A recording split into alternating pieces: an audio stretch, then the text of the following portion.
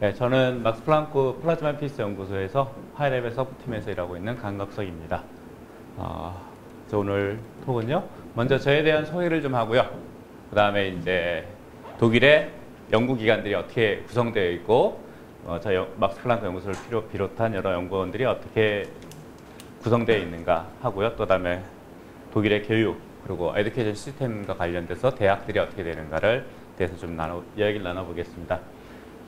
예, 저는 카이스트에서 수학과를 나왔고요. 전공은 수체석이고요. 그 다음에 이론물리화학 연구소 잠깐 포닥하다가 IKS라는 나사 랭글리 리서치 센터 안에 있는 연구소에서 한 2, 3년 동안 연구를 했고요. 그 다음 올드 도메인 유니버시티에서 리서치로서 있었고요.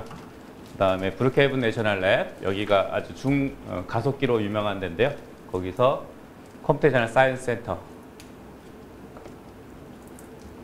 에서 일을 했습니다. 그리고 이제 2009년부터 계속해서 독일로 옮겨가서 막스 플랑크 연구소에서 일을 하고 있습니다. 제 토픽은 이건 중요하진 않은데요. 제가 주로 하는 건 이제 PD 솔버. 시뮬레이션 코드 중에 안에 이제 PD 솔버, 특히 이제 그 PD 솔버 중에서도 패러럴한 컴퓨터에서 어떻게 잘 될 것이냐 해서 멀티드 메소드와 도메인 디컴포지션 메소드에 대해서 연구를 했고요. 저희 관심은 주로 스케일업한 슈퍼컴퓨터에서 어떻게 에피션트하게 할 수 있느냐, 이런 알고리즘들 또는 디어리티컬 어떻게 보일 수 있느냐, 이런 것들에 대해서 많이 했고요. 그래서 여러 가지 위에 이제 새로운 알고리즘들에 대해서도 공부를 하고 있습니다. 그리고 이거는 이제 제 연구, 이제 멀티드 메소드, 혹시 관계되는 슈퍼컴퓨팅이나 아니면 PD 솔버를 한다 그러면 이쪽 관계돼서 보면 아주 현재까지 가장 유용하고 잘 알려진 메소드입니다. 그리고 이제 제가 했던 거고요. 그러면 잠깐 이제부터 제 연구소, 저희 연구소, 막스 플랑크 연구소에 대해서 먼저 저희 직접 일하고 있는 막스 플랑크 플라즈마 피스 연구소에 대해서 좀 소개를 해드리겠습니다. 저희는 이제 뮌헨 근교의 가잉에 1960년도에 베너 하이젠베르그 박사님이 저희 그 연구소를 설립했습니다. 그래서 베너 하이젠베르그 박사님은 하이젠베르그의 불확정성 원리라는 그 띠어리가 굉장히 유명하고요. 그 다음에 1932년도에 노벨 물리학상을 타셨습니다. 그리고 통독후에 독일 동독 지역에 이제 그라이스팔트라는 독일 한 베를린에서 한 북쪽으로 한 3시간 정도 가는 그 위치에 있는 지역에 저희의 분원을 세웠습니다. 그것도 이제 통일 이후에 동독 지역을 이제 개발하려고 하는 하나의 목적에 따라서 그쪽에 이제 많은 연구기관들을 세우고 학교도 세우고 그랬는데요. 그 중에 이제 하나의 노력으로 저희 연구소에서는 그라이스팔트에 분원을 지어서 아무튼 거기에 큰 또한 기계를 하나 설치해서 그거를 갖고 연구하고 있습니다. 저희 연구소는 막스 플랑크 연구소는 마찬가지이고요. 또 한 가지 큰 토픽이 유러피언 퓨전 프로그램이라고 해서 원자력 에너지 파트 중에 하나의 퓨전 그룹, 그쪽 담당하는 거기 그룹에 속해 있고요. 또 하나는 이제 헬리머츠 어소시에이션이라고 독일 중에 이제 연구소들 중에 가장 큰 것들, 좀 위험하고 기계가 장치들이 크고 이런 연구소들 따로 모아서 한 18개의 연구소 센터를 주로 다루고 있는데 거기에 이제 그런 어소시에이션, 헬리머츠 어소시에이션에 속해 있습니다. 그래서 저희 연구소는 현재 약 연구자들 총 인원이 한 1,100명. 그래서 현재 유럽에서도 제일 큰 퓨전 그룹 리서치 센터입니다. 그리고 이제 헬리머츠 어소시에이션은 또 여러 군데 있습니다. 18개가 있는데 저희도 이제 그 중에 하나고요. 그 다음에 이제 주로 기후나, 그 다음에 바이올로지, 그런 쪽에 관해서 연구. 그리고 이게 아무튼 여기 쪽은 기계들이 보통 크고요. 그러니까 단일에서 기계들이 굉장히 크고, 그 다음에 사이즈도 크고, 위험도 하고, 핵연구도 하고, 이런 데 있고, 저희는 인터내셔널 헬리머츠 그레이저 스쿨이라고 해서 스쿨 포 플라즈마 피직스에서 저희 연구소와 근처에 있는 대학, 저희 같은 경우는 뮌헨 공대랑 협력해서 이 박사과정을 운영하고 있습니다.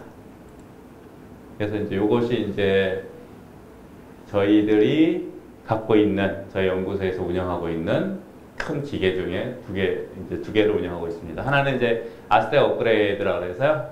현재 요건 이제 여기에 보시면 요게 이제 그 내부, 우리 기계의 내부인데 톡가막이라고 이 안에서 이 안에서 이제 플라즈마가 형성되고 거기서 이제 핵융합까지 일어나는, 그리고 이제 그 아웃사이드는 그 열을 보호하는 보호 장비들, 보호벽, 또는 이제 나중에는 저 위치에서 에너지, 핵융합에서 나온 에너지를 이제 우리가 끄집어내야 되는 그런 일들을 하고 있는데요.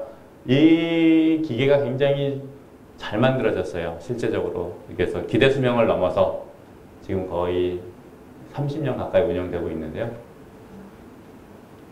요거를 바탕으로 이제 영국의 조인트 유러피언 토카막이라고 해서 토러스라고 해서 제이트라는 게 됐고, 이것보다 한 3배, 4배 정도 큰 기계였는데요. 그것도 이제 여러 가지 성능이 좋고 했고요. 그 다음에 이제 그거를 바탕으로 이터, 이제 프랑스의 이제 국제협력으로 짓고 있는 이터의 한 베이징 모델, 그래서 이걸 바탕으로 해서 더 크게 지었습니다. 그리고 이와 비슷한 좀 더 사이즈가 작으면서 초전도체로서 온도는 이것보다 더 높은 게 이제 케이스타 핵융합 연구소에 있습니다. 그리고 이제 이것보다 약간 다른 타입의 스텔러레이터 타입이라고, 사실은 이 타입은 처음 플라즈마 피스 연구소 할 때 처음에 시작한 이제 미국의 프린스턴 대학에서 처음 시작한 모델인데요. 이것이 나중에, 이거 좋은 거는 스테이블라이저 그냥 오래 돌릴 수가 있어요. 이론적으로는. 그런데 이 디자인, 자기장을 잘 잡아줘야 되는데 자기장을 어떻게 생성할 것이냐, 이게 굉장히 지금 복잡해요. 그래서 이제 그 파트가 한 2000년대 초에 디자인을 해가지고요. 굉장히 지금 봐도 이 안에 있는 그 지금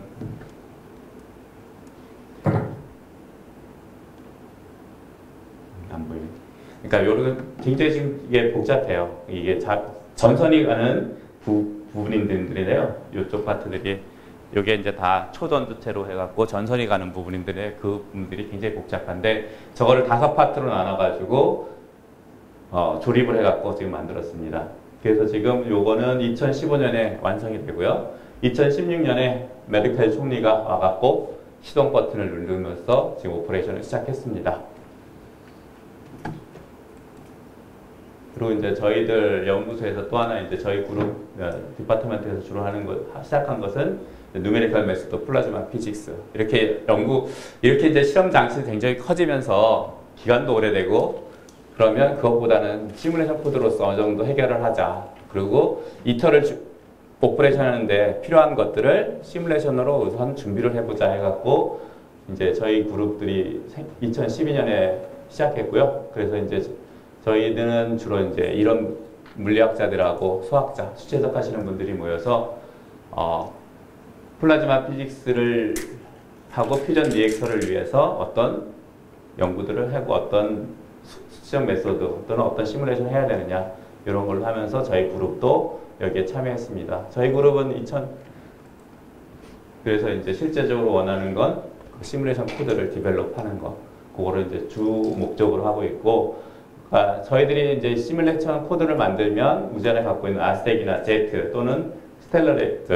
벤데스타인 7X, 거기서 나오는 데이터를 가지고요.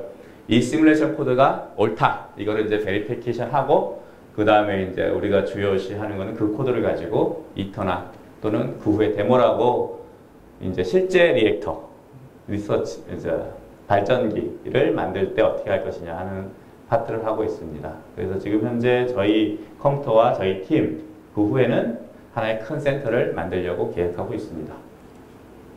그러면 잠깐 이제 독일의 연구기관들에 대해서 조금 살펴보면요. 실제로 그러니까 퍼블릭 펀딩과 프라이빗 펀딩, 이런 파트들을 좀 보면요. 그 다음에 이제 베이징 리서치 어플리케이션 이렇게 구분해서 보면, 이쪽 파트들은 주로 이제 컴퍼니, 그러니까 회사들에서 많이 하고 있고요. 이건 뭐 퍼프라이 펀딩, 주로 이제 관심 있는 건 주로 퍼블릭 펀딩에서 어떻게 하고 리서치 파트는 어떤가 볼 텐데요. 막스 플랑크는 퍼블릭 펀딩이 거의 전부고 주로 베이징 리서치만 합니다. 그거는 이제 자세히 얘기는 하고요. 그 다음에 이제 베이징 리서치는 마찬가지로 주로 대학들 쪽에서 하고, 유니버시티도 거의 다 퍼블릭 펀딩, 국가 재정으로 다 하고 있고요. 몇 개 더 있는데, 이제 이것들은 이제 각각의 이제 다양한 연구소들이 있고요. 그 다음에 이제 유명한 연구소 하나가 프라운호퍼 연구소인데요. 저희 막스 플랑크 연구소 같은 경우는 보시면 알겠지만 다 퍼블릭 펀딩입니다. 국가정부 또는 지방정부에서 제정을 하고요. 프라운호퍼 같은 경우는 요 딱 중간입니다. 퍼블릭 펀딩과 프라이빗 펀딩의 가운데. 그리고 사이언스는 약간 어플리케이션이지만 상당한 베이스 사이언스를 많이 하고 있고요. 그 다음에 헬리머츠는 조금 얘기해 다시고요. 라이프니츠라는 어소시에이션이 있는데 이것들은 사실 이 기관 자체로 저가는 것이 아니라 이건 기관들의 모임이에요. 그래서 이 기관들 자체가 무슨 큰 외부 행사할 때는 이름을 내놓고 시절로는 독립적으로 운영되고 그런 연구소들입니다. 그럼 이걸 바탕으로 해서 조금 더 얘기를 해보면요. 우선 제일 저희와 연결된 막스 플랑크 인스티튜트 MPG라고 그러는데요.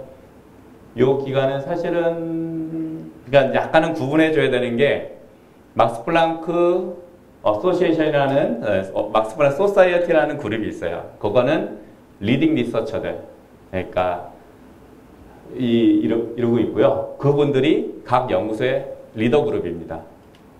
그리고 이분들은 그 자체적으로 예산과 펀딩을 하고 있고요. 그리고 그 다음에 저 같은 리서처는 그게 하이어된 사람이게 되겠죠. 그래서 원래 그 그룹이 예전부터 독일의 카이저 비렐름 소사이어티라고 동전 2차 세계대전 전 11년부터 48년까지 세워져 있던 그룹이 있습니다. 그리고 고의 원리는 그 후로 고후에 이제 전쟁 후에 새로운 연구소 시스템을 만들자 해서 만들어놓은 게 이제 막스 플랑크 연구소인데요. 그때 프레젠터 한 분이 체어를 하신 분이 오토한이고요. 오토한 그분이 주도를 했고요. 그분이 이름을 막스 플랑크 연구소로 하자 해갖고 했습니다. 저희가 이제 막스 플랑크에 대해서 보면 58년에 47년까지 돌아가셨는데요. 이분도 1918년에 노벨 물리학상을 타셨고요. 퀀텀 피직스 쪽에 이제 플랑크 상수를 제안하신 분이고, 그걸 시작하신 분이고, 여러 가지 이제 괴테 프라이즈도 타셨고, 저희 근교에 있는 뮌헨 누드빅 맥스밀리안 유니버시티, LMU라고 그러는데, 이거 뮌헨 대학인데요. 여기서 1880년도에 박사 정교수 학위를 받으셨고요. 그리고 카이저 비렐름 소사이어티의 프레지던트를 몇 년간 2번에 걸쳐서 하셨고요. 근데 요때 이제 지금 보면 요때가 이제 약간은 이제 히틀러가 이제 2차 세계대전 이르기 그때 이제 겹치는데요. 제가 좀 읽어보고 이제 여러 가지 들은 걸로는 이분은 사실은 히틀러에 대해 반대했고, 그리고 히틀러가 이 당시에 이제 카이저 비렐름 소사이어티를 원래 이제 정부에서 지원을 하는 기관이었기 때문에 그때 프레젠트를 자기네 어용물리학자를 세우려고 했을 때 이분은 자기가 이미 은퇴하시고 고령인 나이에서도 이분이 그거를 막기 위해서 일부러 프레젠트를 놓지 않고 계속해서 그 자장을 하신 그런 일도 있습니다. 그리고 실제로 이분은 전기를 읽어보면 막스 플랑크는 여러 연구자들, 아인슈타인을 비롯한 독일의 여러 연구자들을 가능하면 독일에, 만약에 히틀러가 이제 어차피 그거는 끝나면 다시 재건을 해야 된다 생각하고, 그런 분들은 어떻게 하면 독일에서 계속 머물러 수 있을까? 그리고 또 많은 대학생들이나 이런 젊은이들이 전쟁터에 나가는데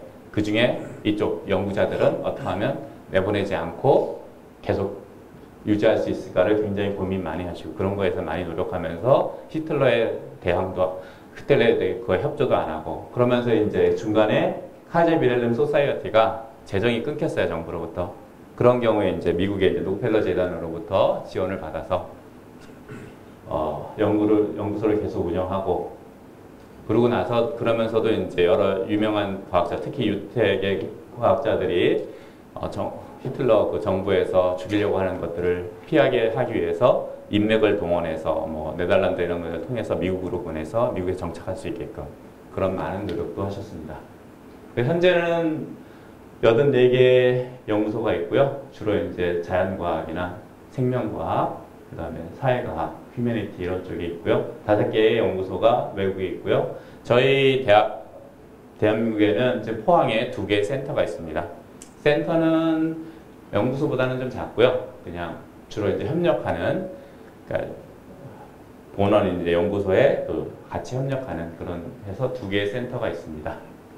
그리고 이제 주로 이노베이션하고 그 당시에 이것이 꼭 필요한 것 같은데 연구자들 힘들고 이런 연구를 많이 하게 되고요. 그리고 이때는 꼭 이런 연구를 해야 된다. 그러면서 항상 그리고 그러니까 원리적으로는 원래 이제 만약 그 리서치 토픽이 굉장히 유명해지고 응용이 많이 돼갖고 대학이나 웬만한 대학에서도 하고 있고 또는 회사에서 리서치를 하고 있다. 그러면은 그쪽 파트는 스탑하고 새로운 이제 그 시대에 요구되는 연구를 하는 이런 방향으로 되어 있고요. 실제로 몇 개 연구소가 그런 이유로 문을 닫았습니다. 그리고 현재 아무튼 통해서 이 막스 플랑크 소사이어티 멤버 중에 17분의 노벨 프라이스와 1분의 필드 메달리스트가 있습니다. 여기 이제 자세히 좀 보면 이제 non profit organization이고요. 그래서 정부는 돈을 대주지만 요구하는 거는 그 결과물 하는 쪽이고요. 그다음에 이제 개인적인 정부 기관의 노가 아니라 그 개인 그쪽에 그걸 따르고 있고요. 요 한액 프린서플이라 그래서 이분은 이제 첫 번째 초대 총장이신 프레지던트신데요. 그분이 따른 게 멘티지는 월드 리딩 리서처 유수한 연구자가 자기가 세우고 그리고 자기에 맞춰서 자기 연구를 디파인하고 그것에 따라서 가장 좋은 워킹 컨디션 일할 수 있는 조건과 그리고 아무튼 자기 마음대로 할 수 있는 그분이 자기가 원하는 스태프를 뽑고 연구할 수 있는 그런 시스템으로 되어 있습니다. 그래서 실제로 이거는 막스 플랑크는 이 룰을 많이 따르고요. 이제 좀 커지면서 저희 같은 경우 조금 다르긴 한데요. 그래서 토탈 막스 플랑크 안에 있는 리서처가 약 23,000명 정도가 일하고 있고 그 중에 이제 14,000명 정도가 실제로 리서처들이고요. 그 다음에 4,600명 정도가 이제 주니어, 이제 박사과정이나 석사과정 있는 친구들이나 비지팅 사이언티스트입니다. 그리고 매년 한 6,000명 정도가 방문을 하고 있습니다. 그리고 한 4,500개 정도의 프로젝트가 국제적으로 협력해서 하고 있고요. 약 5,400의 파트너가 있습니다. 그리고 토탈 예산은 한 2 빌리언 유로 정도 토탈 되고 있고요. 그 다음에 이제 베이직 펀딩에서 80% 정도가 되고요.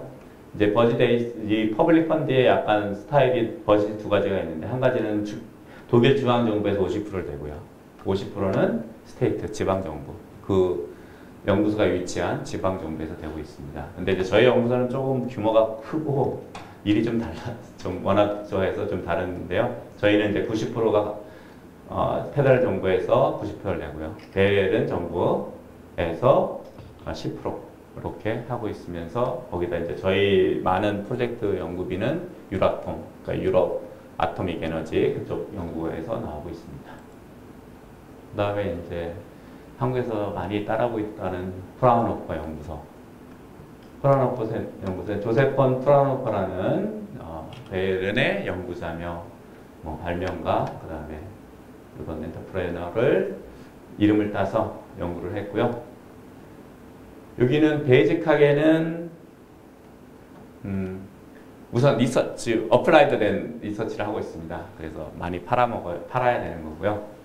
그래서 원래 원칙적으로는 프라운호퍼의 연구비는 정부기나 재정에서 퍼블릭 펀딩에서 50%를 내고요. 나머지 50%는 자체적으로 연구소에서 벌어야 되는 라이선스나 아니면 여러 가지를 통해서 벌어야 되는 이런 시스템으로 되고 있습니다. 그리고 현재 제일 유명한 거는 MP3 라이선스가 이 프라운호퍼 인스티튜트 포 인터그레이티드 서큐트 QS라는 그룹에서 리서치 센터에서 가지고 있습니다. 그 파트 있고 여러 군데서 지금 프라운호퍼에 계시는 분들 몇 분 가끔 만나보면 좀 리더급 되시는 분들은 어떻게 하면 이 펀딩을 받아올까를 굉장히 많이 고민하시고요. 근데 좀 의외였던 거는 수학 관련 프라운호퍼 연구소가 2군데 있습니다. 그래서 한번 기회가 돼서 한 연구소를 설립하신 그분을 만나봤는데요. 그분은 마인드가 수학도 돈을 벌 수 있다 하고 이제 하는데 실제적으로 운영이 되고 있다는 얘기는 그거를 계속 조건을 만족하고 있다는. 그리고 굉장히 그분도 액티브하고요. 이미 뭐 한 70세 은퇴하신 분이신데 액티브하고 그 그룹도 굉장히 많이 연구를 하면서 연구도 하고 제품을 만들어서 팔기도 하고 그다음에 그것에 관계돼 서로 협력도 하고 그러고 있습니다. 그리고 현재 69개의 프라노코 인스티튜트가 있고요. 약 24,500명의 스태프 멤버들, 그다음 9,000명, 그 중에 9,000명 정도가 사이언티픽 연구자들입니다. 그리고 사실 여기 한 가지가 여기서 좀 얘기할 게 빠졌는데요. 사실 이 펀딩 파트는 그러니까 저는 별로 이렇게 신경을 안 썼었는데 여기랑 좀 차이가 이제 좀 알아보면 요 리딩 그룹이 있거든요. 막스 플랑크 연구소는 그 리딩 그룹이 계시고 멤버가 있고 거기에 또 이제 리딩 그룹이 있고 이제 프레젠터가 있는데요. 한 가지는 우선 메르켈 총리의 남편분이 여기 멤버십니다. 막스 플랑크 어소시에이션의 멤버시고요. 그분들은 저 보면은 독일에서는 5년 계획을 세워요. 매년 R&D 5년 버짓을 세우는데 막스 플랑크도 마찬가지로 그 헤더 그룹에서 우리가 얼마 필요하다. 그러면 그 리딩 그룹과 국회 리딩 그룹, 국회 이제 그 분과에서 서로 니고시에이션을 해갖고 예산을 세우고요. 그것이 이제 국회 전체에서 통과가 되면 5년 동안은 그 펀딩이 계속되고 그 펀딩을 그 안에서 이제 리딩 그룹에서 어떻게 쓸 것이냐 정해서 그 과학 부분마다 쓰고 있습니다. 그리고 이제 막스 플랑크의 어소시에이션 회원이 된다는 것은 어떤 조건이 있냐면요. 그러니까 저희가 이제 최근에 저희 디렉터를 했는데요. 그분 같은 경우는 처음에 올 때 니고시에이션 하는 게 이분이 이제 어떤 정도 어느 정도의 그룹을 이끌 거다. 뭐 퍼머넌트한 연구자가 몇 명, 그 다음에 포닥이나 이런 대학원생 이런 것들이 몇 명. 이게 이제 니고시에이션이 돼요. 그러면 그 니고시에이션이 되면 이제 그분 같은 경우는 그 그룹을 평생 정년 때까지 이끄는 거예요. 그거는 이제 인건비나 그것에 이제 기본적인 리서치 펀딩 유지하는 그런 거는 정해져 있고요. 그 외에 이제 개인적으로나 아니면 국제적인 연구 프로젝트로서 새로운 펀딩을 받는다. 그러면 그분은 이제 그러니까 퍼머넌트한 연구자들은 그 펀딩은 힘들고요. 같이도 하지만 주로 이제 포닥이나 대학원생들을 더 많이 뽑고 그럼으로써 자기 그룹을 키우고 이제 자기 리서치를 하는 거죠. 그래가지고 매년은 아니지만 몇 년에 한 번씩 전체 그룹이 평가를 받습니다. 거기에는 이제 리딩 그룹도 있고, 그 다음에 이제 평가자로서 전 세계에서 그 분야에 최고 되는 분들이 같이 모여서 평가를 해서 그것을 보고하면 그거 가지고 이제 평가를 내리고 그 평가에 따라서 뭐 펀딩이 좀 더 가기도 하고 엑스트라 펀딩이 그 다음에 기본 펀딩만 가기도 하고 이런 식으로 운영되고 있습니다. 저희 같은 경우는 저희 연구소가 있고요. 그 다음에 이제 각 디파트먼트의 헤더, 그러니까 체어들도 다 어소시에이션 멤버입니다. 그리고 이제 조금 정한 거는 근데 저희 그래서 연구하다 보면 여러 가지 있는데 나이 드신 분들이 행정이나 체어, 디렉터 이런 데로 가기를 별로 좋아하진 않아요.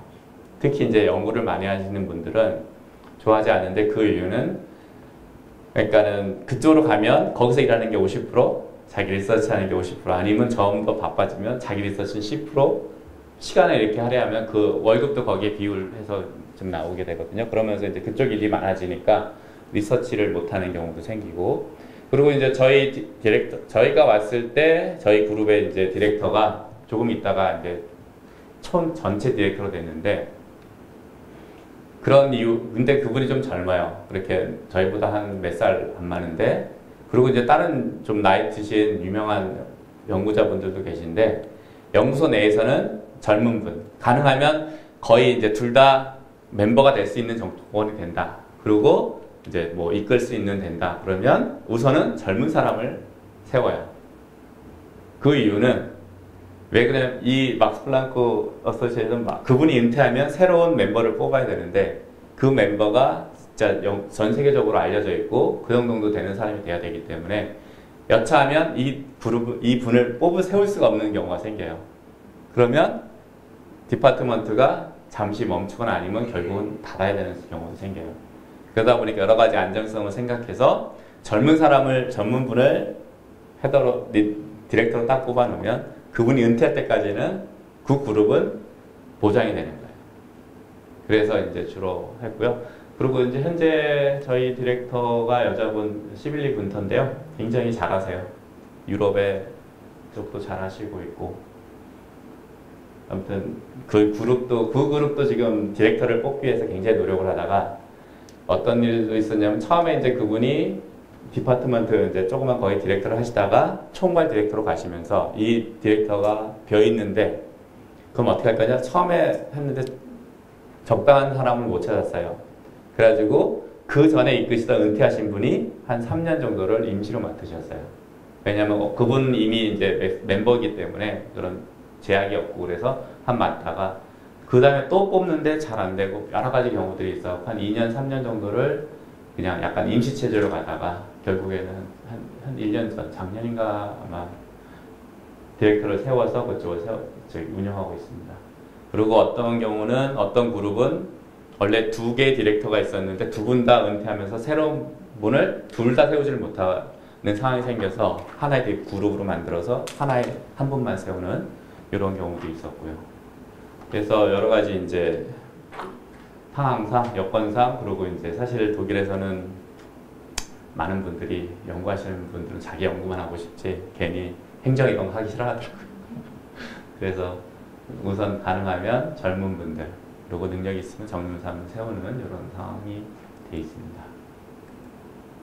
그 다음에 헬리먼트 연구소 이제 좀 얘기했었고요. 그 다음에 이제 주로 이제 했던 게 에너지, 얼스, 인바이러먼트, 헬스, 그 다음에 키 테크놀로지, 아스트로닉, 스페이스 앤 트랜스포트 이쪽에 관계가 많이 되어 있습니다. 그래서 저희들은 사실은 에너지에 속해고 있어요. 그 다음에 큰 쪽도 되어 있고요. 그래서 저희 관계되는 파트도 이제 이쪽 파트에 이제 저희도 이제 협력하고 있고요. 여러 가지들을 하고 있고 많은 PhD들과 사이언티스트들이 일하고 있습니다.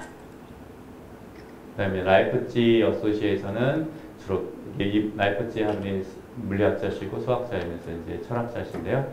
이것도 약간 엄브렐라 오거나이제이션이라고 그래가지고 그러니까 이제 무슨 이제 큰 예산을 세울 때 국가나 이런 외부로 들어올 때는 이 라이프치 한 어소시에이션에서 나오고요. 실제적으로 거기서부터 펀딩이 할당되면 파이낸셜리를 각자 연구소에서 디파인하고 각자 연구소에서 맞춰서 연구를 하는 이런 일을 하고 있습니다. 그리고 저희 가까이는 라이프치 컴퓨팅 센터가 저희 연구소에 아주 가까이 있어서 저희도 이제 자주 가서 그 컴퓨터를 자주 이용하고요. 가서 협력도 많이 하고 그러고 있습니다. 그리고 현재 총 91개의 연구소가 있고 9,500명의 연구자와 토탈해서 한 18,600명 정도의 스태프 멤버들이 있습니다. 그리고 이제 저희들 이제 좀 생각하면 이제 에듀케이션 시스템 이게 굉장히 중요하죠.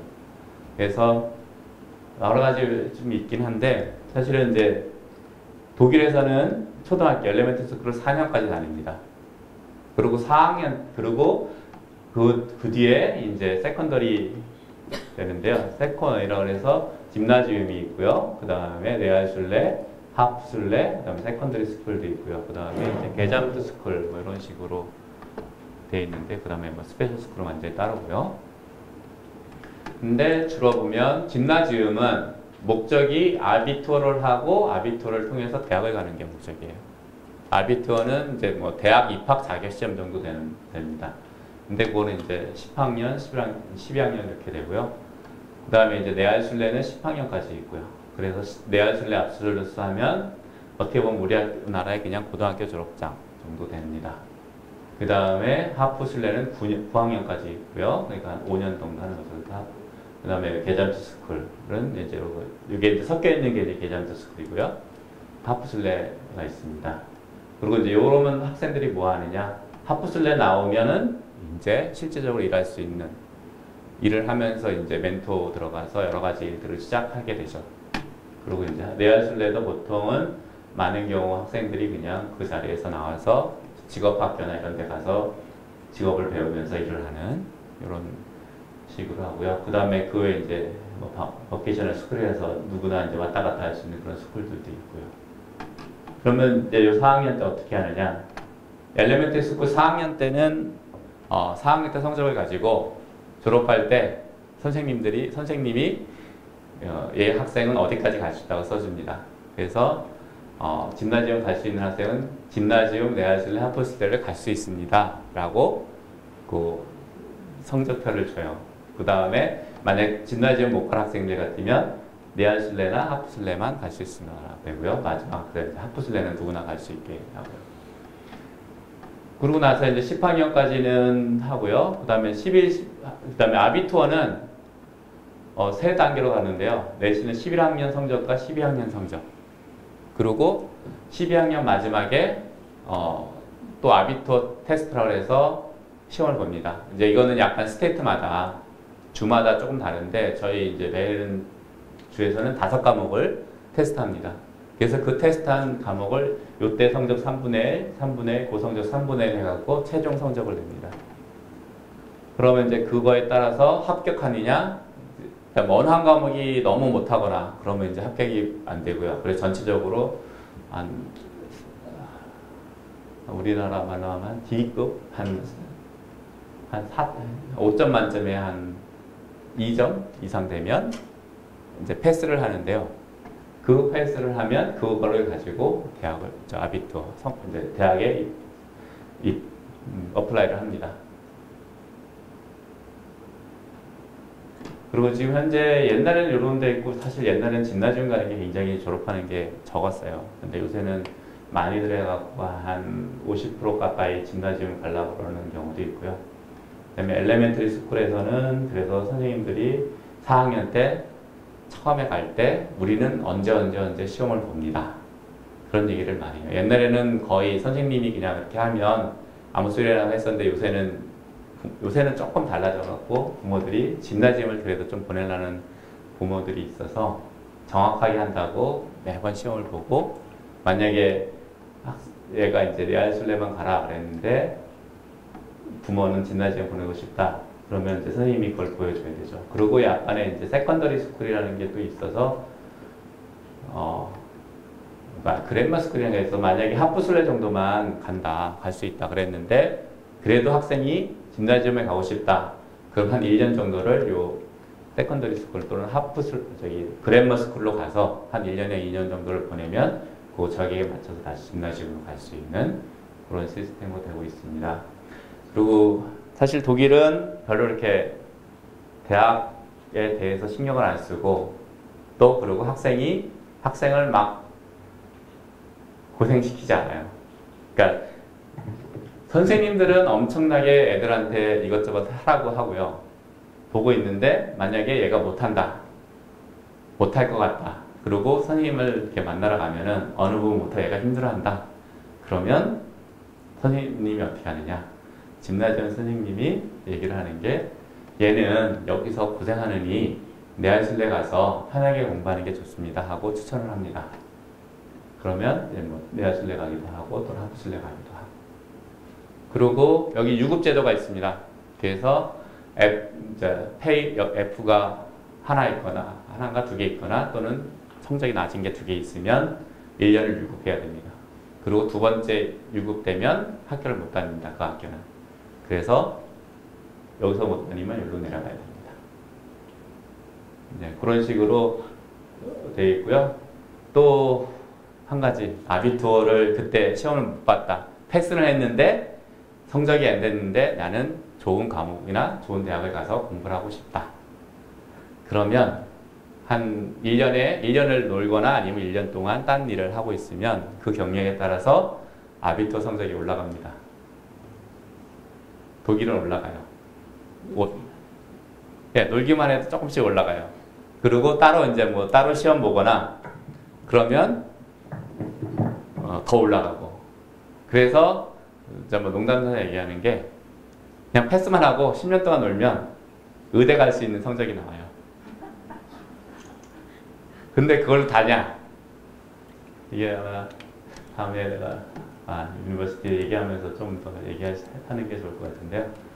유니버시티는 파커 코쿠슐레 이제 직업학교나 아니면 유니버시티 있는데요. 약 퀄리피케이션이니까 이런 데 갈 수 있는 성적이 지금 학생들 중에 졸업생 중에 한 30% 정도가 되고 있고요. 배첼러, 마스터, 디플롬. 옛날엔 독일이 디플롬이 있었어요. 6년 과정. 근데 보통 우리가 가면 석사까지 마치는 과정으로 6년 과정이 있었는데 그게 좀 많고요. 그래서 한 그거 하고 지금은 배첼러랑 마스터랑 나눴습니다. 그 나눈 이유는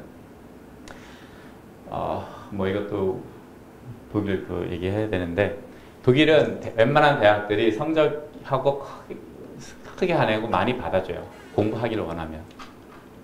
그런데 1학년 때 성적에 따라서 더 공부를 하기도 하고 굉장히 힘들게 가르칩니다. 그래서 많은 학생들이 중도 포기를 하고 다른 과로 옮기거나 실패를 하기도 하고요. 그리고 이제 대부분의 대학이 2학년까지는 여러 가지 시험을 보면서 이 학생이 공부를 할 수 있느냐 없느냐 테스트를 많이 해요. 특히 1학년 때도 그렇고 2학년 때도 그렇고. 그러다가 뭐 어떤 대학 보면 물리나 수학 같은 경우는 사실 다 받아줘요. 웬만한 대학에서 그냥 성적이 어떻게 되든 아비투어만 패스했으면 받아주는데 2학년 때 가서 시험을 패스해야 돼요. 그래야 이제 3학년 가서 이제 졸업을 하는데 그 시험은 딱 2번 기회 있습니다. 그리고 만약 두 시험 패스를 하면 실패를 하면 독일에 있는 그 과는 못 들어가요. 그리고 2년 동안 그러니까 뭐 한 번 실패하면 3년인데 3년 동안 한 게 아무것도 없는 거예요. 이거 아무것도 뭘 했는지 이런 건 아무것도 없게 돼요. 그러다 보니까 우선 1학년 때 많이 생각하는 게 과연 네가 적성에 맞아서 공부를 할 수 있느냐. 대학에서 제일 요구하는 거. 그거를 먼저 공부는 다 아무거나 할 수 있게 해줘요. 그렇지만 그걸 찾으라고 노력을 하게 하고요. 그 다음에 성적이 몇 가지 안 좋으면 바로바로 나가게끔도 하고요. 그런 이유로 예전에 사실 독일도 여기도 우리나라도 그랬지만 모든 나라도 그렇긴 한데 의대, 그 다음에 법대 이쪽은 아비투어 성적이 좋아야지 가요. 한 1.5 정도? 최소한 그 정도는 돼야 되는데 1.5면 이제 1이 제일 좋은 거고요. 그리고 전체적으로 전 독일 내에서 그때 아비투어 끝나고 나면 그 원서를 받아서 잘라버려요. 어느 정도 선. 여기까지는 의대를 갈 수 있다. 자르고 그 학생들은 위에 좋은 학생들부터 이제 선택해서 가는 거예요, 학교를. 그렇게 해서 가는데요. 그러다 보니까 이제 좀 성적이 조금 이제 간당간당한 친구들 같은 경우는 일부러 1년을 쉬어요. 1년을 쉬고 그런 기간에 가서 좀 일을 하면 좀 더 성적이 더 올라가고 그냥 있어도 올라가니까. 그렇게 되면 이제 조금 올라가서 내가 원하는 대학으로 갈 수 있는 상황이 되죠. 그렇게 하고 있고 예전에는 그런데 이제 의대 같은 경우 얘기 들어보면은 예전에는 보통 실습 같은 건 한 3학년 원래 한 과정 그 정도에 둬야 되는데 거기 가서 적성이 안 맞아서 실패하는 학생들이 있어요. 막말로 해서 의대 하려면 피도 좀 보고 해야 되는데 그런 거 못 보는 친구들도 있다고요. 그러면 한 2년 동안 공부했는데 아무것도 아닌 거예요. 그러다 보니까 요새는 그 커리큘럼을 좀 바꿔갖고 아예 1학년부터 실습을 할 수 있게. 그래서 과연 네가 의대 공부하는 적성이 맞느냐 안 맞느냐를 그때부터 알 수 있게 하는 약간 커리큘럼을 바꿔서 그런 식으로 하고 있습니다. 그래서 현재 이런 닥터 디그리 이런 거는 좀 그렇지 않고 그다음에 여러 가지 한 400개 정도의 하이 에듀케이션 시스템이 있고요. 그 중에는 120개 유니버시티 그리고 이제 이 정도가 이제 실제적으로 우리가 말하는 우리나라의 대학 정도고요. 그 나머지들은 이제 약간 전문적인 직업학교나 이런 속으로도 많이 들어가 있습니다. 한 60개 정도가 되어 있고요. 굉장히 많은 분들이 280만 학생들 정도가 있고요. 약 36만 정도의 국제 학생들이 있습니다.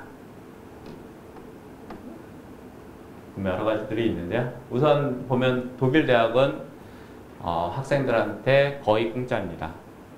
거의 공짜고 학생들한테 주는 혜택들이 꽤 있어서 사실은 만약 독일 학생 중에 내가 공부를 하고 싶은데 어디 가서 공부하고 싶다 가서 그냥 돈이 아무것도 지원 안 받고 공부를 할 수 있는 조건이 됩니다. 예를 들면 우리 아들 같은 경우 요번에 이제 대학을 들어가서 한 이제 2학기째 하고 있는데요. 처음에 갔더니 한 400인 500 정도를 이제 등록금 비슷하게 이제 내면요. 거기서 그 등록한 후에 나오는 걸로 뭘 하냐면 전체 교통비 한 학기 교통비가 나오는데 그 할인을 받는데 그 할인 정도 받는 게 한 400에서 500 정도를 받아요. 그러니까 이제 어차피 그 돈 내고 그거 할인 받고 학교에서는 그걸 해서 아무튼 돈이 내야 이제 등록이 되니까요. 그렇게 해가지고 여러 가지 이제 장학금 제도가 있고, 그러니까 돈을 빌려주는 그러니까 이런 시스템이 있는데요. 만약에 이 학생이 혼자 나와서 혼자 산다. 그러면 시에서 한 월 한 700에서 800 한 그 정도를 빌려줘요. 이 학생 이제 학생 장학금 학생 걸로. 근데 나중에 갚는 거는 그것의 반. 빌린 것의 반만 갚게끔 이런 식으로 시스템이 되어 있고요. 그다음에 그 외에 이제 많은 장학금 제도들이 있고요. 그리고 이제 기숙사도 있는데 기숙사도 사실은 모든 기숙사들이 공짜는 아니고 그다음에 이제 제한이 있어요. 똑같이 이제 기숙사도 학생들이 사용할 수 있고 그다음에 이제 공동룸도 있고 그래서 많이 할 수 있는데 근데 그거는 이제 기숙사는 마찬가지로 멀리서 온 학생들 우선 그래서 한 얘기 들어보면 민행공대 같은 경우는 거기서 한 3시간 거리 차로 만약 3시간 거리다 그러면 이미 기숙사를 들어갈 수 없는 조건이 되는 거죠. 보다 더 먼 학생이 되고요. 이제 그렇게 해주고 또 이제 아까도 말했듯이 거의 모든 학생들을 원하면 할 수 있게끔 해줘요. 그 대신 이제 중간에 이제 시험보다는 이제 과제 아니면 어떤 숙제 같은 걸로 통해서 그만둘 수 있게 하는데 우리 아들 같은 경우 거기 컴퓨터공학과 이제 인포마틱을 했는데 첫 번째 등록한 학생들이 2,000명.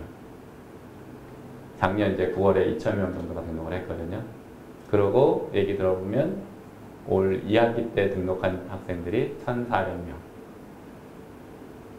그 수시로 듣다가 얘기하다 보면 어느 순간에 나 그만둔다고 가고 있고 그런 친구들이 많습니다. 그래서 실제로 입학하는 학생들도 어느 정도 되지만 교수들이나 이런 강의 내용들이 상당히 좀 어렵고 네가 진짜 공부를 원하면 해라 그런 식이고요.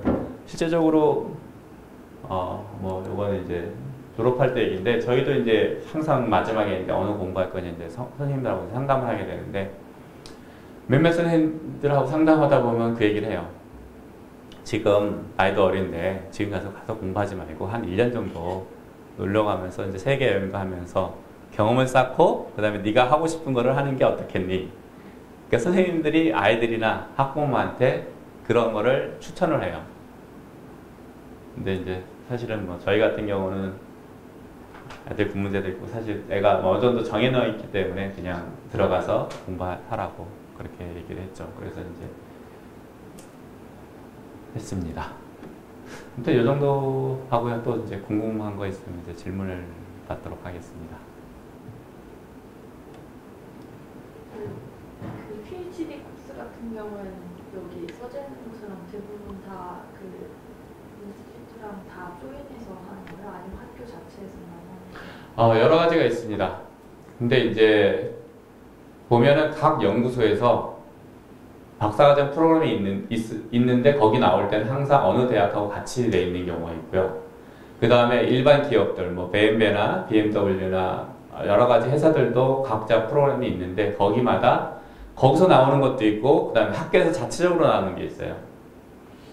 이제 그 차이가 뭐냐면 학교에서 자체적으로 나오는 거는 사실은 서포트 받는 게 조금 적어요.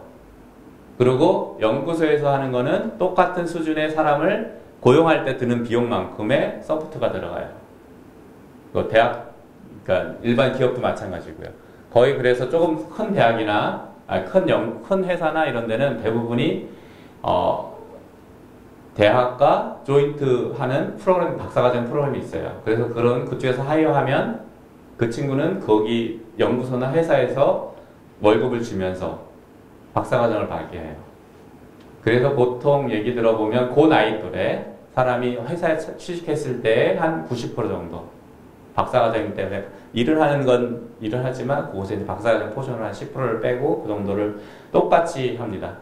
모든 뭐 진짜 고용인처럼 고용 연구자 하는 것처럼 똑같이 하고 있고요. 또 한 가지 파트는 그냥 순수하게 학교에서 교수가 박사과정을 뽑는 경우도 있어요. 그건 이제 교수님이 그 자기 펀딩 가지고 학생을 뽑는 경우고요. 그 경우는 이제 분야나 이런 것에서 굉장히 다양해요. 솔직히 이제 문과 같은 쪽에서는 거의 서포트 못 받는 경우도 있고요. 그렇지만 제가 알기로 이과는 대부분이 다 교수님이 서포트를 합니다. 근데 이제 그 범위가 그 또래 이제 연구소에서 어떤 기준에 따라서 이 나이면 어느 정도 받을 거다에 한 그때는 한 70% 정도. 그러니까 특히 이제 순수나 이런 식으로 그런 어플리케이션이 적은 데는 그 정도고요. 그다음에 이제 뭐 사실 전자공학 이런 쪽으로 좀 이제 경쟁이 좀 있는데 이런 데는 거의 100% 받는 경우도 있고요. 그래서 사실 독일에서는 박사 과정 들어갔다는 거는 사실은 박사 하면서 그거는 고용인이라는 의미가 돼 있어요. 그래서 모든 고용인들의 주는 혜택, 의료보험, 뭐 연금 이런 것들이 다 같이 들어갑니다. 근데 이제 가끔 저희가 들어본 걸로 그렇게 이제 하이어식으로 하는 게 있고요. 순수하게 장학금식으로 뽑는 경우가 있어요. 근데 그거는 나중에 혜택이 좀 적어요. 장학금만 주는 걸로 해서. 그 이제 그런 차이가 조금 있고요. 특히 이제 문과나 이과나 이런 학교마다 학교 같은 경우는 그냥 장학금으로 그냥 받고 뭐 등록금은 물론 안 내지만 학교에서 이제 교수나 이런 서포트 전혀 안 받고 외부 펀딩 장학금으로 받는 경우도 있고요. 그래서 뭐 딱히 얘기할 수는 없지만 많은 경우에 연구소나 학교에서 회사에서 박사과정도 할 수 있다. 그리고 그것이 오픈되어 있다. 그렇게 보시면 됩니다. 그럼 뭐 어플라이 하는 거는 직접 뭐 하는 게 더 좋은가요? 만약에 관심 있는 분야의 어떤 그런 연구나 아니면 학교의 교수한테 직접 어플라이 하는 대부분은 경우는 오픈이 되고요. 그러니까 그쪽 분들이 필요할 때마다 자기네들이 펀딩이 있고 학생을 뽑는다 그러면 대부분 다 오픈을 해줘요.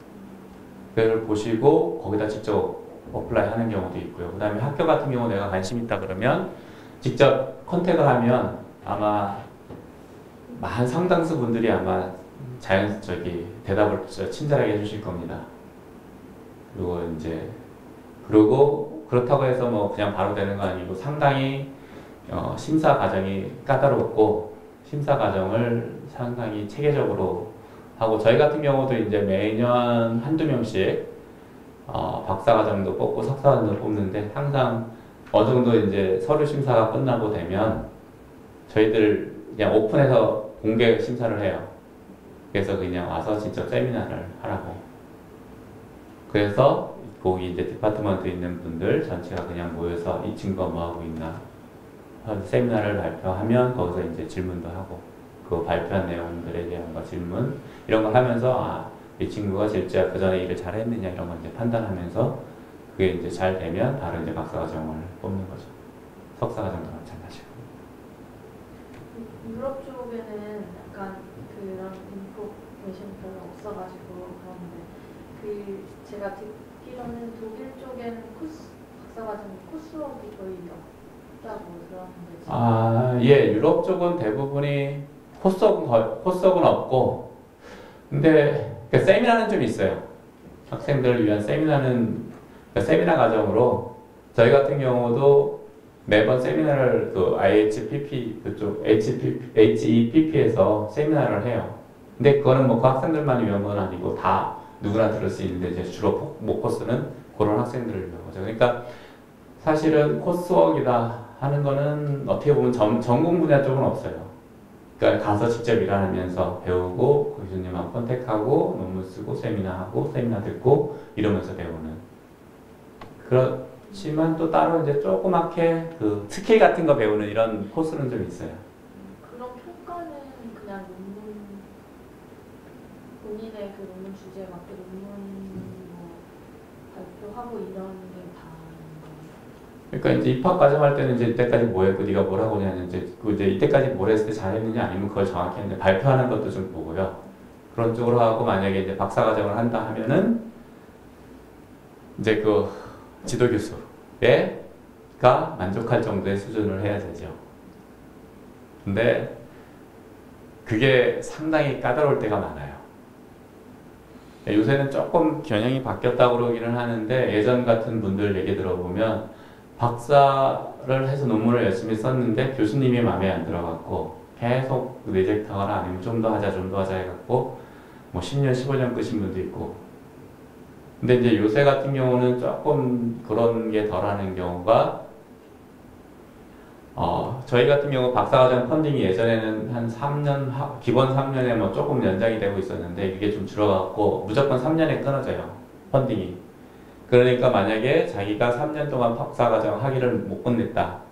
그러면 서포트를 못 받고 그냥 공부를 해서 마쳐야 되는, 학위를 마쳐야 되는 경우고요. 근데 한 가지 더 좋은 점이나 회사, 유럽 쪽에서 특징은 이 사람 박사과정인데 박사를 거의 끝났다고 보는데 마무리 논문을 못 쳤다. 그럼 뭐 무조건 공부만 하고 있고 딴 데 못 가느냐? 그건 아니에요. 만약에 이 친구가 이제 얘기해갖고 어느 회사나 연구소에서 이 친구 하이어하겠다. 그러면 그냥 하는 중간에 갈 수 있어요. 하이어되고. 그랬지만 그 포션이 있어요. 그러니까 박사 받았다는 거랑 안 받았다는 거랑 그 차이는 있는데 거기 가면 거기서 논문을 쓸 수 있어요. 그래서 논문을 한 1년, 2년 거기서 일하면서 마무리 짓고 교수님과 컨택하고 이제 하면서 마무리 짓는 경우도 있고요. 그래서 뭐 인플로이 고용할 때 박사과정 마치고 이게 꼭 박사 학위를 정확히 받아서 끝났느냐? 그것보다는 지금 하고 있는 일이 어느 정도 끝났고 이 일이 그쪽 분들하고 정확히 맞느냐? 이거 더 중요시하는 거죠. 근데 이제 그게 조금 미국하고 일본, 우리 나라하고 좀 달라가지고, 어떤 친구, 좀 가까이 있는 친구 하나가 이제 PhD를 거의 이제 마무리 짓고, 이제 졸업해야 될 시기가 돼갖고 하는데, 지금 미국에 좀 어플리아를 했어요. 근데 이 친구가 정확히 PhD 그 심사를 다 끝내지 않았어요. 이제 거의 다 논문은 다 끝났는데, 지금 원래 한 6월, 7월쯤에 하기로 돼 있고, 했는데 미국에서는 그 교수는 이런 일을 했으니까 이걸 뽑아야 되겠다 해갖고 오라고 얘기가 됐는데 이제 오는 이제 과정 중에 하이어하는 과정 중에 행정 쪽에서 박사과정을 안 받았는데 박사를 뽑을 수 없다. 이래가지고 박사학위 받고 오라는 식으로 좀 얘기가 됐어요. 그랬는데 이제 아무튼 이쪽 교수는 이거 곧 박사학위 받을 거다 해갖고 뭐 학위서도 써주고 했는데도 결국 이제 그런 문제 때문에 바로 비자가 안 나와갖고 약간 딜레이하는 과정 중에 이제 가까운 다른 연구소에서 같이 일하자 해서 포닥으로 하자 해갖고 그 친구 약간 개인적인 사정이 있어서 그만큼 미국으로 가는 걸 기다리지 못하고 그냥 그쪽으로 가서 일하고 있는 이런 약간 그러니까 독일에서는 박사학위 줄 때 교수가 정확히 자기가 원하는 정도까지를 하기를 원해요. 근데 그게 굉장히 길어질 수가 있어요. 그리고 이제 실제로 취업이라는 거 할 때는 굳이 정확히 안 마치고 어느 정도 끝난 상태에서면 교수 학위인가 이런 걸 맞춰서 할 수 있다. 이런 정도 알고 계시면 되죠. 그럼 연구소 같은 데에서 PhD를 하는 경우에는 그 연구소에 뭐 PI나 이런 분이 뭐 많은 교수가 되는 그 경우에 따라 조금 다르긴 한데요. 그러니까 지도교수는 많은 경우에 대학에 있는 교수님이 지도교수님, 그러니까 메인 지도교수님을 들었고요.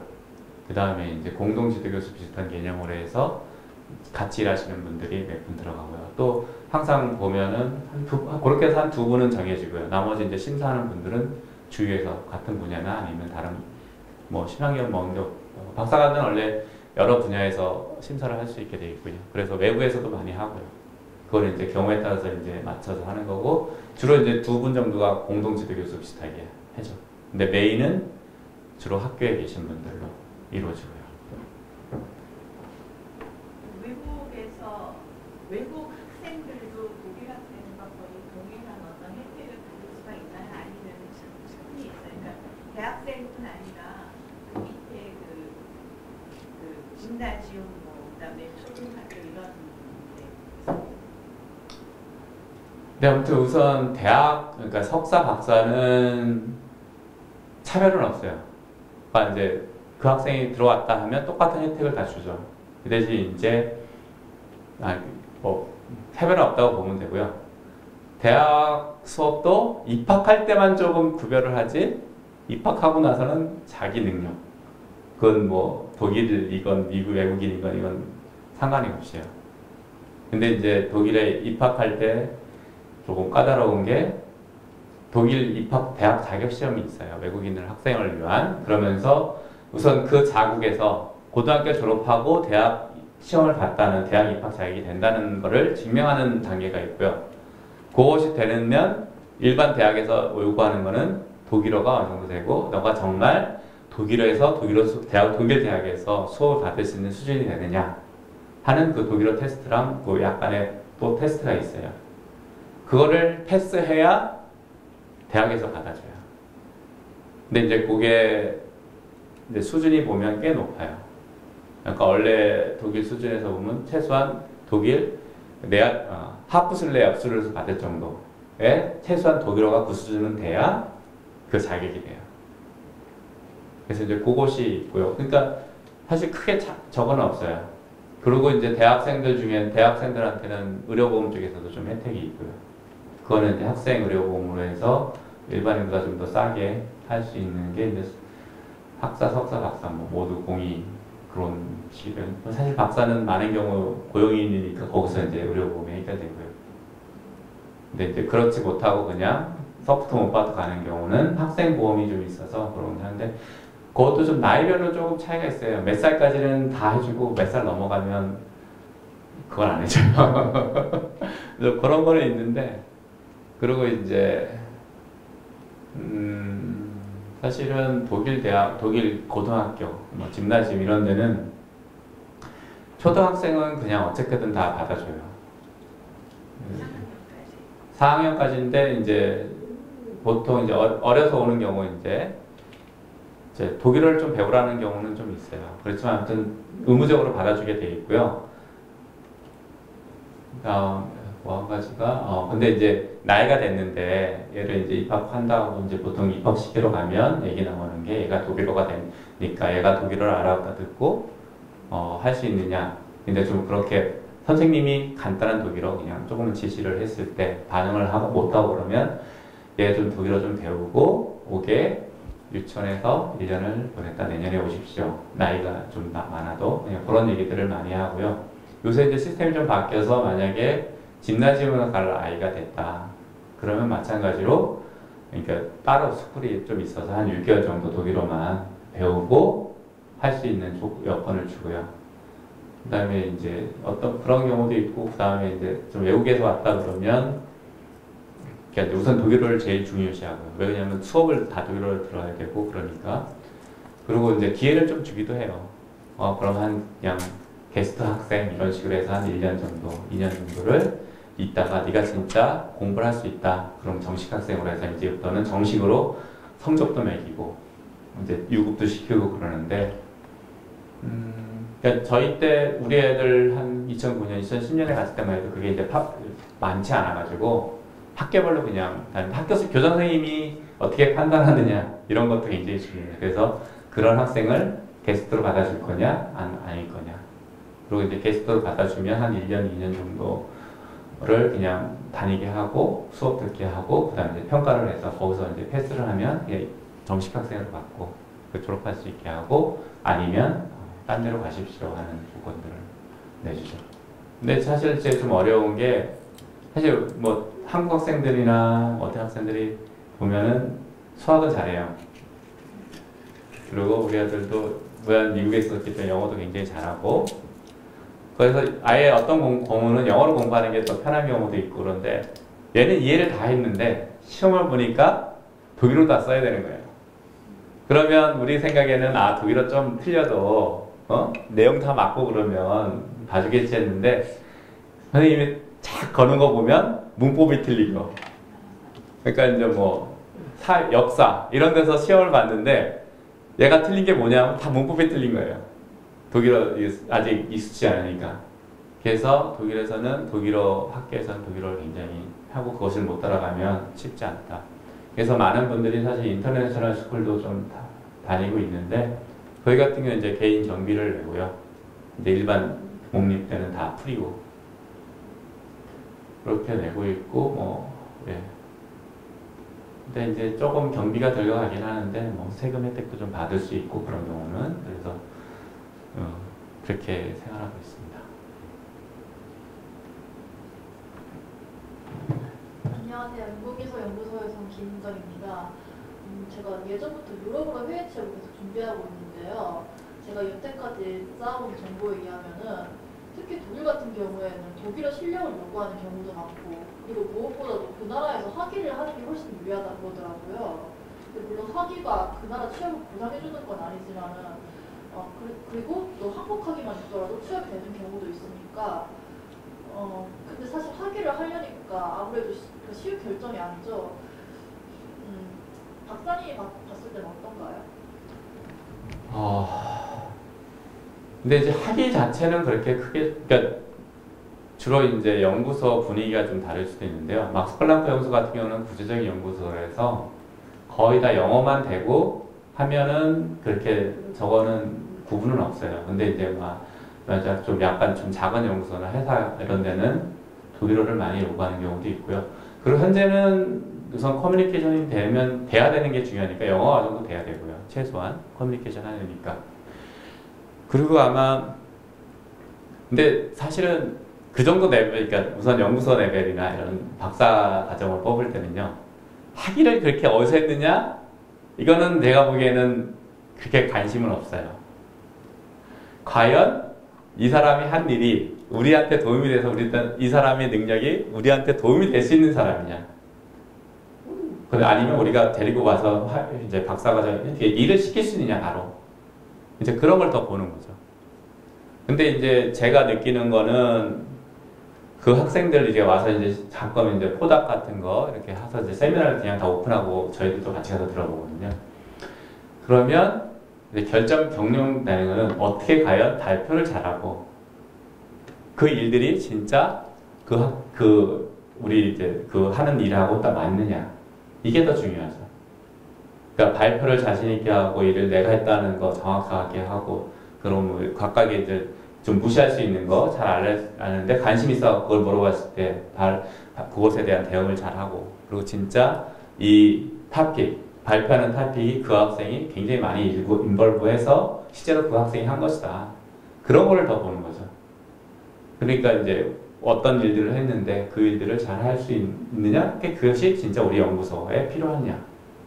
이런 거가 주로 목적이죠. 그리고 상당수 많은 경우에 그런 포닥이 나올 때, 포닥 이런 거 할 때도 굉장히 자세히 나와 있는 경우가 많아요. 어떤 일을 할 것이고 어떤 조건들이 필요하다. 그럼 거기에 맞으면 우선 하는데 이제 확인하는 경우는 그럼 과연 이 후보가 그 일들을 진짜 정말 해왔고 속이지 않았느냐, 정확히 맞는다 그러면 이제 그런 걸 보는 거죠. 그런 걸 이제 세미나나 이런 거 발표를 하면서 거기에 질문하면서 그런 보는 경우죠. 그러니까 제 생각에는 그 능력을 보는 거지 어느 나라에서 뭘 했느냐, 어느 나라 사람이다 이런 거는 실제적으로는 약간 나중. 그러니까 결국은 연구소랑 사기업이랑 그런 차이가 있는 거네요. 그렇죠. 사기업 같은 경우에는 그 현지 학위를 많이 보고 연구소 같은 경우에는 그걸 따지는 거네요. 그러니까 연구소는 그냥 그 일, 사실 사기업들도 그 일을 할 수 있는 사람이냐 정확히 맞으면 하는데 거기서는 그러니까 우선은 좀 약간 과연 그 사람들하고 같이 일할 수 있는 분위기가 그 그룹이 다 독일 사람이고 그러면 우선은 독일어를 좀 하기를 원하죠. 그렇지만 그 그룹도 만약에 인터내셔널이다. 그래서 어차피 일을 할 때 영어로 할 거다. 그러면 과연 발표 잘하고 이 일을 할 수 있는 사람이야. 이걸 더 보는 거죠. 그래서 실질적으로 저희 최근에 와갖고 한국에서 그냥 한국에서 학위 받고 한국에서 일하다가 바로 오신 분들이 몇 분 계세요. 뭐 저 같은 경우도 미국에 있다가 아무 연고도 없이 그냥 광고만 딸랑 갔어요. 근데 광고 나온 게 제가 한 일이랑 제가 하고 싶어하는 일, 제가 한 일 스펙이 똑같아요. 그래서 그냥 내서 이제 언제 전화 인터뷰하자 해서 전화 인터뷰하고 바로 이게 많으니까 바로 이제 언제 올 수 있느냐 연락해서 갔죠. 왜냐면 저는 현지학위가 없으면 지원할 때부터 많이 불리할 거라 생각해가지고 이렇게 질문했습니다. 근데 제가 알기로는 학위 자체가 중요하고 뭘 했느냐가 중요하지 여기 분들은 그렇게 중요하진 않아요. 근데 이제 그러면 오히려 약간 도움이 된다 그러면은 만약에 이제 지도교수나 해서 인맥이 있어서 미리 좀 알 수 있으면 그러니까 좀 그런 경우는 있어요. 내부적으로 이 공고가 안 나는 경우가 있어요. 공고가 안 나지만 오픈하게 되진 않지만 가까운 분들한테 이런 사람들이 좀 준비하고 있습니다. 필요합니다. 이런 경우가 메일로 가는 경우가 미리 있어요. 내부적으로. 그리고 이제 어디나 할 때 유럽도 그렇지만 그러니까 회사나 연구소에서 리서처를 할 때 우선 공고를 어디다 내냐면 국내 쪽에다 내고요. 그 다음에 조금 유럽. 그러니까 지금은 거의 아마 유럽 전체적으로 낼 거예요. 유럽 전체 대상으로만 뽑을 수 있게 공고가 나고. 근데 만약에 거기서 사람을 못 뽑았다. 그러면 국제적으로 아무나 올 수 있게. 뭐 미국도 마찬가지거든요. 미국도 원래 회사나 이런 데서 할 때 자국 내 사람들이 우선 오픈을 해서 몇 개월을 공고를 내야 돼요. 그래서 만약에 그 사람이 적당한 콘텐츠 없다 그러면 그 다음에 이제 전체적으로 나가죠. 그러니까 이제 밖에 있는 경우나 이런 경우는 그렇게 되는 거죠. 저 같은 경우도 사실은 연구소에서는 한 6월 달에 원래 오픈을 하면서 그 전에 한 초에 유럽 내에서는 이미 다 공고를 냈었다고 그러더라고요. 근데 이제 제가 본 건 한 7월, 8월 달에 봤는데 그런 경우는 이미 유럽에서 공고 한참 내서 한 3개월 이상 공고가 났는데 적당한 후보나 칸디데이트이 없어서 국제적으로 이제 나간 상태에서 어플라이 하는 경우죠. 그래서 아마 그렇게 국적 이런 거는 그러니까 조그만 회사들이나 이렇게 진짜 이 회사 전체 사람들이 독일인이다, 독일 사람들만 있다. 그런 경우는 조금 독일어 안 하고 그러면 이제 조금 제외할 수 있죠. 그래서 이제 사실 내부적으로는 인맥도 좀 중요하긴 해요. 그 연구자들 사이에 어떤 연구를 하고 있는 사람이다. 그러면 이제 서로들 조금씩은 먼저 연락을 하고 먼저 이제 후보를 할 수 있는 찬스를 주죠. 그리고 실제적으로 저희 같은 경우는 박사과정도 그렇고 일하는 사람들이 저희 연구소에 한 20, 30%는 이태리 사람들이세요. 특히 지금 이태리가 굉장히 어려워서 좀 좋은 지금 아무튼 조금 바뀌었는지 모르겠는데 한 몇 년 전만 해도 대학에서 박사학위를 받으면 일할 데가 없다 그러더라고요.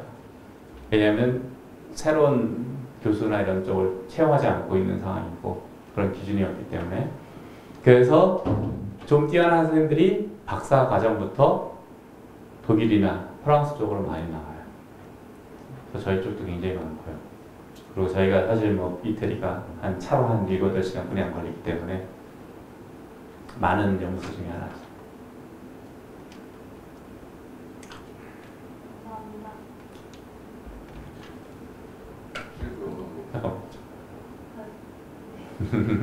저는 카이스트에서 환경공학 박사과정을 하고 있는 정재인이라고 합니다.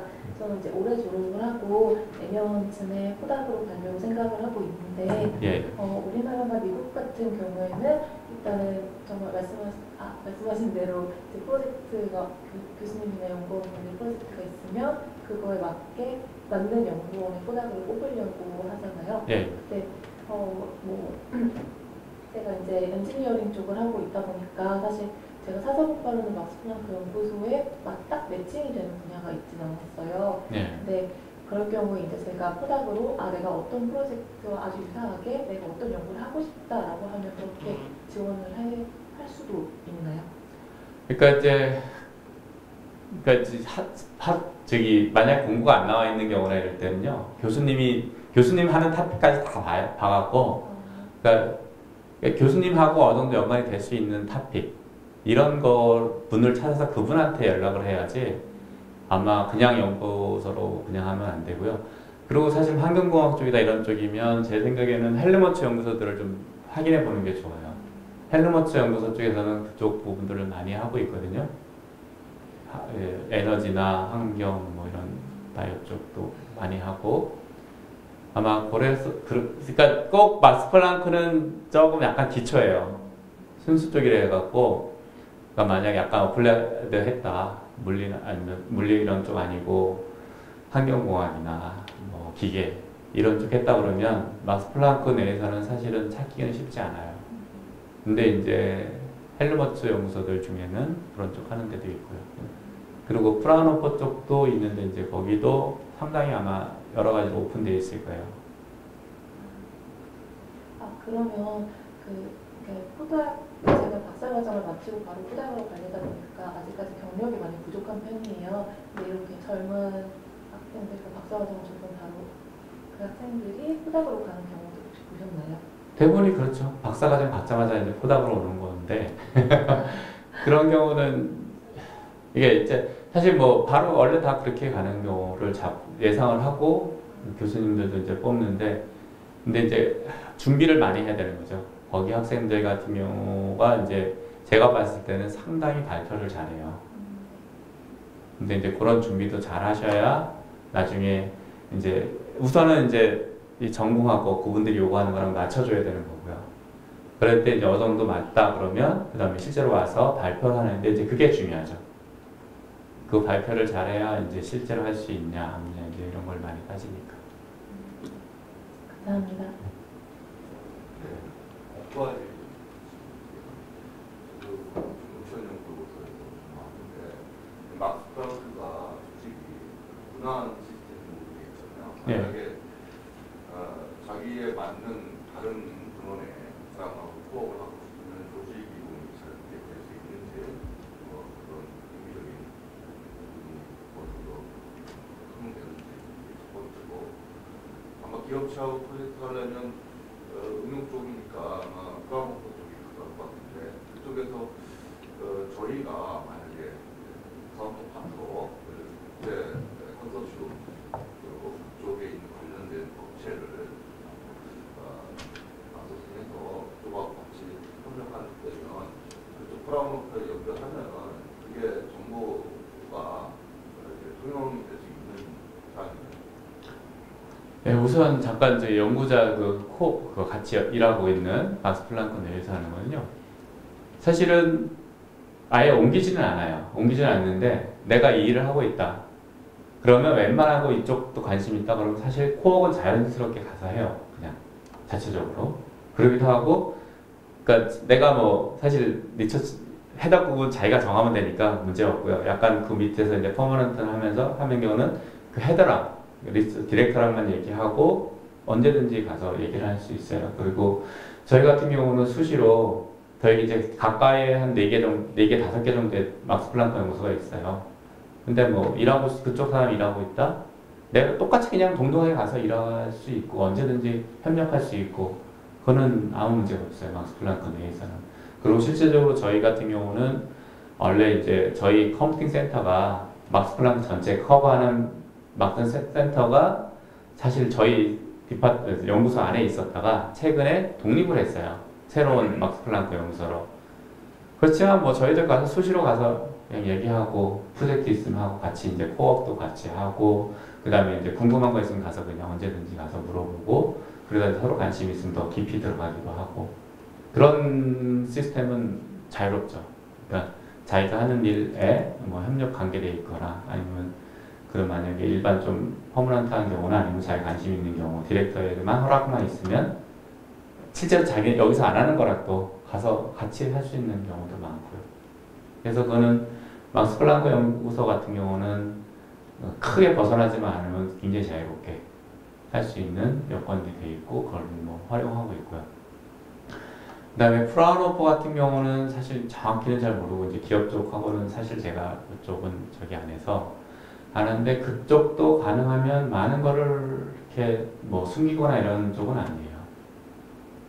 그러니까 이제 도움이 될 수 있다 싶으면 되는데 근데 이제 국제 경력 하다 보면은 가끔 많이 걸리는 것들이 그거예요. 과연 그 결과물에 대한 뭐 만약에 라이선스가 나왔을 때 이런 거 어떻게 처리할 것이냐 아니면 거기에 이제 경비 들어가는 거 들어오는 거 이런 걸 어떻게 처리할 것이냐 그런 게 좀 사실은 까다로워요. 굉장히. 그리고 법에 있으면 그거에 물에 따라서 맞춰야 되고 그래서 정확한 MO를 쓸 때 정확히 어떤 조건들을 하느냐 이것이 굉장히 중요해요. 그리고 이제 그것이 그 법률적인 문제 이런 거 다 검토해서 그런 게 없을 때, 그럴 때 하니까 사실 그런 얘기들을 하다 보면 여러분들이 좀 답답해하는 경우도 있고, 처음에 좀 잘못 해놨다가 손해보는 경우도 있고, 그래서 독일하고 할 때는 모든 문서할 때 이런 때 정확히 따져줘야 된다. 이런 것들이 중요하죠. 그리고 그거는 나중에 이제 아마 혹시 그쪽 가서 취업하게 되면 고용계약서 이런 거 쓰게 되는데요. 거기에 정확히 다 적혀 있어요. 웬만한 것들이. 그래서 그것에 맞춰서 일을 하고요. 그래서 이제 뭐 어떻게 보면 쉽게 넘어갈 수 있는 거. 그러니까 어떤 일인데 내일이 딱 정해져 있고 그 외의 일들은 실제적으로 독일 사람들 중에는 자기 그 고용계획서에 써 있는 것만 하는 경우도 있어요. 그 외의 것들은 내 일이 아니면 안 하죠.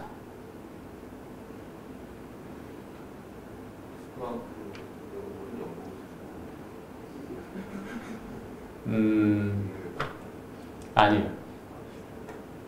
경력에 따라 보통 경력하고 나이에 따라서 거의 정해져 있어요. 그것이 근데 제가 알기로는 공공기관, 그러니까 여기 지금 말하는 다들 대학을 비롯한 대학 교수나 저희 막스 플랑크 연구소나 거의 다 비슷한 걸로 알고 있어요. 그래서 뭐 경력에 따라서 박사학위 받고 얼마나 되느냐에 따라 좀 달라. 그런 거는 좀 차이가 나지만 만약에 거의 똑같고 같이 일을 했다. 뭐 한 사람은 디렉터다, 한 사람은 그냥 평범한 연구원이다 했을 때 뭐 디렉터에 조금 부여하는 자율권은 좀 있긴 하지만 실제적으로 받는 연봉은 똑같은 걸로 알고 있어요. 그래서 그런 문제 때문에 사실은 이전까지 한 2000년 전까지만 해도 유럽에서 학위 받은 친구 중에 좀 뛰어난 친구들이 대부분 다 미국으로 갔어요. 왜냐하면 유럽 쪽이나 독일이나 특히 이런 데는 그 약간은 공공 개념으로 돼갖고 그런 공공기관에 들어가는 친구들은 연봉이 똑같아요. 그런데 미국 같은 경우는 내가 이 사람을 꼭 불러야 되겠다 그러면 뭐 몇 배 주고 데려가죠. 그러니까 그런 경우 때문에 젊은 좀 능력 있는 친구들이 많이 미국으로 갔죠. 근데 이제 미국도 경제가 어렵고 연구가 적으니까 어떤 경우는 더 형편없는 독일보다 이런 경우도 좀 생기고 자기 연구 마음대로 못하고 이런 경우 있어서 최근에 와갖고는 제가 한 몇몇 분은 다시 독일 출신 분들이 독일로 들어왔다고 들었어요. 그런데 이제 그 차이가 약간 회사로 가면 사실 그것보다는 자유로우니까 더 받겠죠. 혹시 질문하실 분들에게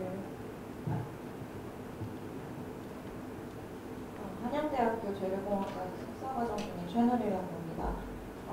저도 좀그 독일 유학에 관심이 있어서 좀 찾아봤었는데 독일 같은 경우는 좀 인기 있는 교수님들 같은 경우는 그룹의 규모가 너무 커서 지도 교수님이랑 컨택이 좀 어려운 경우도 있다고 들었는데 좀 기관에서 프로젝트를 맡고 있거나 아니면 지도 교수님의 그룹의 규모가 어느 정도인지 좀 여쭤보고 싶습니다.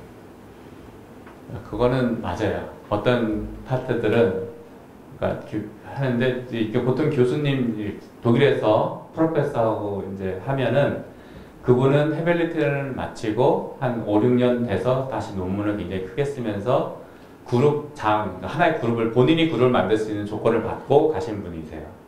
그러면 그분 같은 경우는 보통 그룹에 뭐 좀 약간 차이는 있지만 최소한 한 서너 분의 박사급 박사를 받고 그다음에 같이 연구하는 이런 분들이 같이 있고요.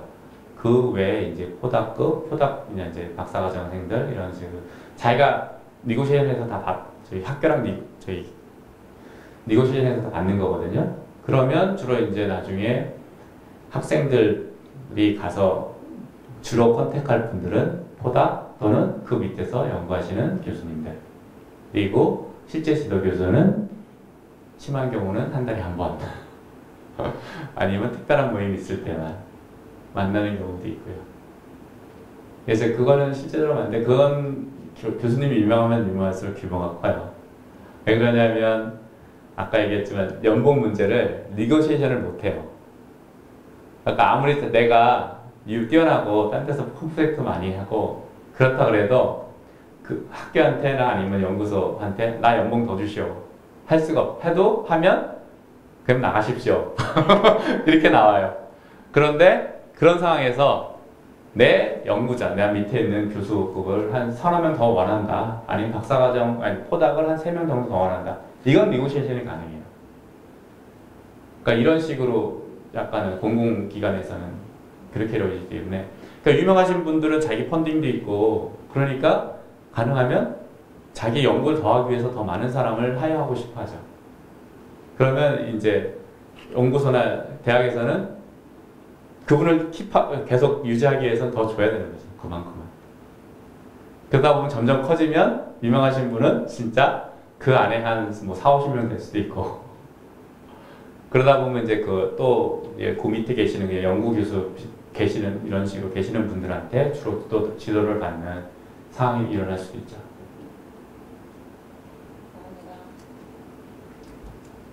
시간이 많이 지체되는데 꼭 질문하셔야겠다 하시는 분 계세요? 네네. 예.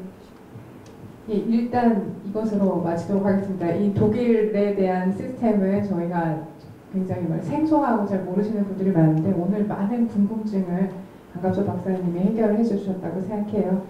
큰 박수, 한번 수고하셨다고 부탁드리겠습니다. 감사합니다.